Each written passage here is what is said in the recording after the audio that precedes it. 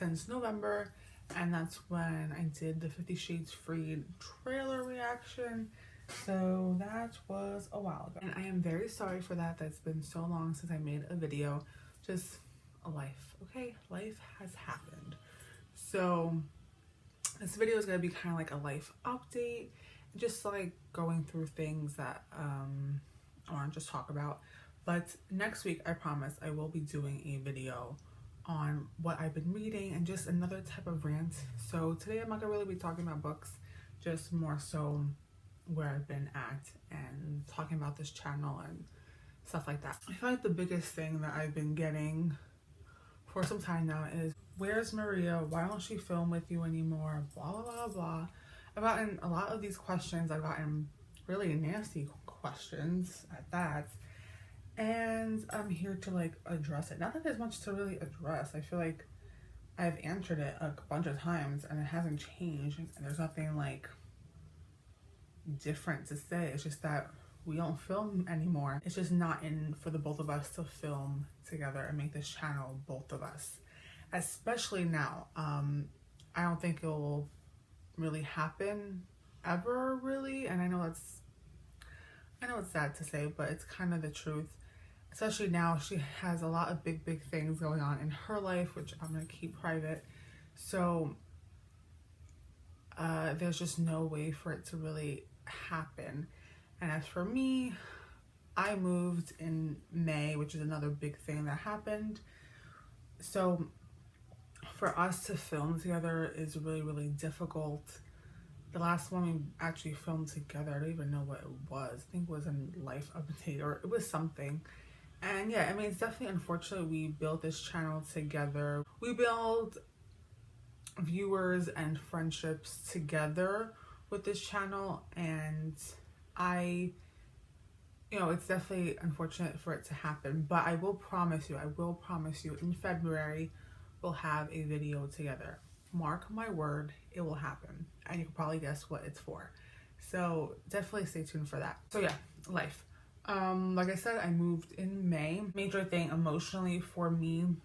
But I feel like it was like a blessing in disguise. I mean, I always knew for the last few years that we would end up moving. It's just that you plan it, you think about it, you prepare, but you're never really prepared until you like actually have to leave. And so that was definitely a really big thing for me to like actually move out of my childhood house and be here, where I feel like it's guys, it's like night and day, like I'm from the city and I moved where I am now, and it's just like, it's definitely not the same.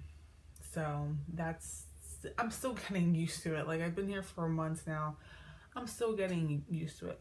But with this move, it just made me reflect a lot on my life and trying to just make it better for myself. And so since I moved here and like getting all these things together, I kept trying to be busy, but that kind of died down. And so I kind of was like, fuck, like what am I gonna do? Like, it was almost like, wait, I have to like start a life here. Like I have to like actually do like adult life things in this place that like I have to call home now. Like, annoying. And I still kind of feel that way because I still don't feel like this is fully home. I don't know if I'll ever feel like it is, and I will never like stay here. Like, I'm never gonna like, I'm not thinking about having a family, but I just don't see it for myself. So whatever. But with the move, like I said, I reflected on a lot of things, and just out of thin air in October, I went to a clothing store and I applied for like their holiday event thing. I was like, let's just see what's gonna happen. Like, this was my first like retail job, and I was like, I don't know, like, let's see how this goes. And I kind of just like forgot about it. And then I was on care.com. At the near, I got a message, and it was for me to take care of a 1-year-old. And I was like, what? And it worked out and it's been amazing. So that's been great. But literally the same day I got the job being a nanny, I got the job at the store. And I was like, what? Like, I went from having 0 jobs to 2 jobs. And yeah, like, what did I get myself into? Like, I'm already a very anxious person. I've struggled with anxiety for a long time. And when I'm overwhelmed and when I put a lot of things on my plate, that's when it kicks in. I was very hesitant, but I went for the job interview. It went well, and I got it like within a few days, and I've been working there ever since. And I've been balancing both jobs, and it's been pretty good. The only downside is less free time and being able to do things outside of work and having like a social life. And I've been making friends. Obviously, at my job, I work with such great girls, but it's still at work, and I just feel like out of place as far as doing stuff outside of work and like I said, a social life. I can't really do a lot with friends back home, and that's just been like the biggest struggle. Having 2 jobs and balancing everything else has definitely been hard, and I put Booktube and reading in general on the back burner. Unfortunately, it's just been very, very difficult. The main reason why it's so difficult for me is because I don't have a computer. So yeah, I'm a YouTuber with no computer. Yeah, points for me. I do everything on my iPad. I film on it, I edit on it, and I have a camera. I have a great camera. And when I do use it, it's just very, very difficult for me to film, upload it to my phone, and put it to Dropbox, and get the iPad and upload it to the iPad and then to iMovie. It's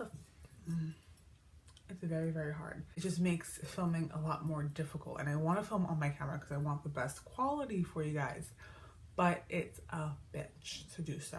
Within a few months, your girl is gonna get a Mac computer. Okay, I'm not getting a Pro because I have 2 jobs, but I got 2 like high-paying jobs. So I'm gonna get a MacBook Air most likely. I've been saving up for that, so the life will be so much easier for me once I do that. Like I said, I'm not gonna talk about reading, but it's hard to do Booktube when you haven't been reading. Obviously. That's been the sucky part, is just feeling very unmotivated to read and to be on here. So that's just been like a very, very sucky thing. And also like Booktube, I feel like has changed a lot. It's not what it used to be. I don't even watch Booktube anymore. I watch a few people that I really love and that have always shown me support. I'm sure you guys know who you are. Really, I don't watch Booktube because, one, I just see the same stuff all the time. I'm sorry, like I'm trying to get shit for this.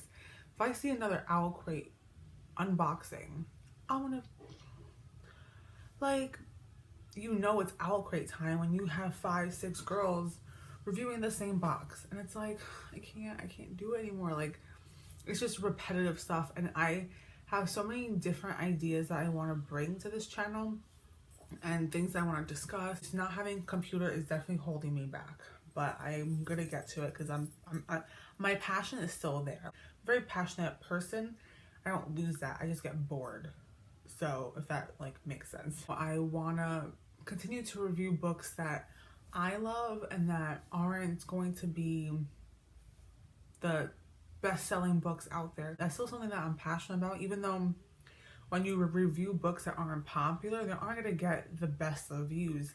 But you know what? I don't really care. Like, I'm not gonna just review a popular book or haul these popular books just to get views. I'm not doing that. I'm still so passionate about indie authors and their books and stuff like that, that's why, you know, me and KCN, we created vlog tours, because it was such a big thing and it was such a success last year when we did it, because we brought awareness to so many great indie authors, and we're trying to do this again this year. So definitely look out for more vlog tours from us and other fellow booktubers. It just gave authors a chance to have their books out there, and you know, not everyone is going to read these popular YA books. Yeah, I want to get into this more in my other video, but Booktube definitely put a lot of pressure on me with reading certain books and reading a certain amount of books, and I'm just so over it, done. I'm not doing it to myself anymore. That's like my new like thing for the new year, just not doing that and not putting so much pressure and work on something that should just be fun. So more on that in my other video. I do want to have some more recommendation videos out there. I don't think I do enough of them, and there's so many books I want to like talk about, especially regarding different genres and stuff like that. And I also have some other fun things to do, which I've been dying to do. This video has to do with books and sex scenes. So yeah. Also went online to have you guys ask me a couple of questions. Unfortunately, I only have 2, but you know what? I'm gonna answer them. This question is by Dina Safari, and she's actually an author that I follow on Instagram. So she asked me, favorite book you read this year, favorite new author. Okay, like I said, I wasn't like ready to talk about books. I have a lot to talk about. From what I read this year, I think my favorite book this year was Milk and Honey by Ruby Kahar, which I thought I read last year, but I guess not. That actually answers both my new favorite author this year and my favorite book this year. So that answers that. Where did you get your shirt? This one, do you want to see it full on? I love it. It's so cool. Let me model for you guys. This is the shirt. Isn't it cute? It's like warm and it's comfy. The shirt at Torrid. So but yeah, thanks for watching, and for sure you'll be seeing me next week in a new video. So that is all for now, and I will talk to you in my next video. Bye.